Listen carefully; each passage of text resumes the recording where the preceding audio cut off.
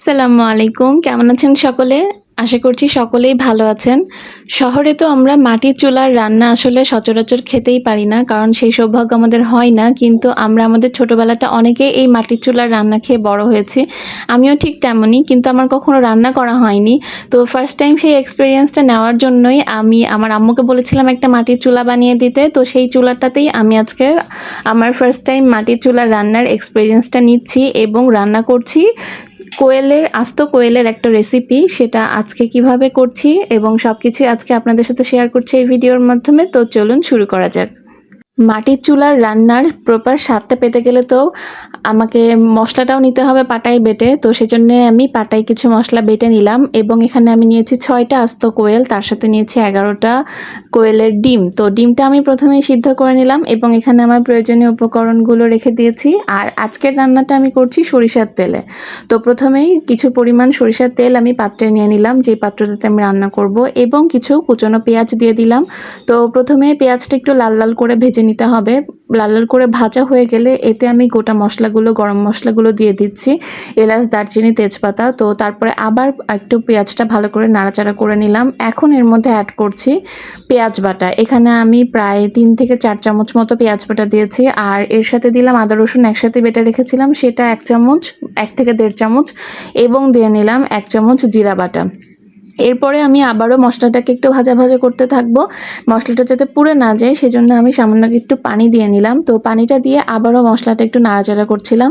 এবার দিয়ে দিচ্ছি পরিমাণ মতো হলুদ। এখানে আমি 1 চামচ মতো হলুদ দিয়েছি এবং 1/2 চামচ মতো মরিচের গুঁড়া দিয়েছি। তো এবার আবারও মশলাটাকে ভালোভাবে নাড়াচাড়া করে কষিয়ে নিচ্ছি। মশলাটা ভালো করে একটু কষাতে হবে, তাহলে আসলে মাটির চুলার এক্স্যাক্ট ফ্লেভারটা আসবে। কারণ আমাদের মা দাদিরা আগে আসলে মশলাটাকে ভালো করে অনেক সুন্দর করে সময় নিয়ে কষিয়ে নিত। তো এই পর্যায়ে আমি পরিমাণ মতো লবণ দিয়ে নিচ্ছি। তো এখন মশলাটা কষাতে কষাতে আমার মনে হলো আরেকটু পানি দিলে তাহলে মশলাটা লেগে যাবে না। তো আমি আরেকটু সামান্য পানি দিয়ে এবার ঢেকে দিলাম। তো আমার তো ভীষণই ভালো লাগছে এই প্রথম জীবনে মাটির চুলায় রান্না করে।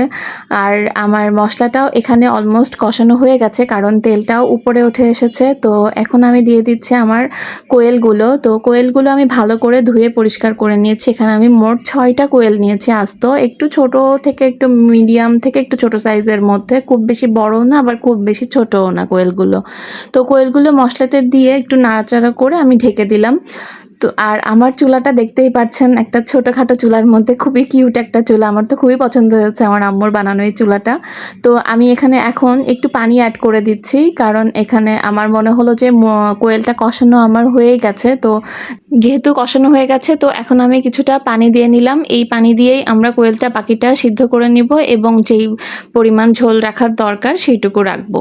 তো আমি এখন আবারও কিছুক্ষণের জন্য ঢাকনা দিয়ে ভালো করে ফুটতে দিয়েছিলাম। এখন আমার মনে হলো এই পর্যায়ে আমি যেই কোয়েলের ডিমগুলো সিদ্ধ করে খোসা ছাড়িয়ে রেখেছিলাম সেগুলো দিয়ে দেওয়া উচিত। তাই জন্য আমি ডিমগুলোও দিয়ে দিলাম।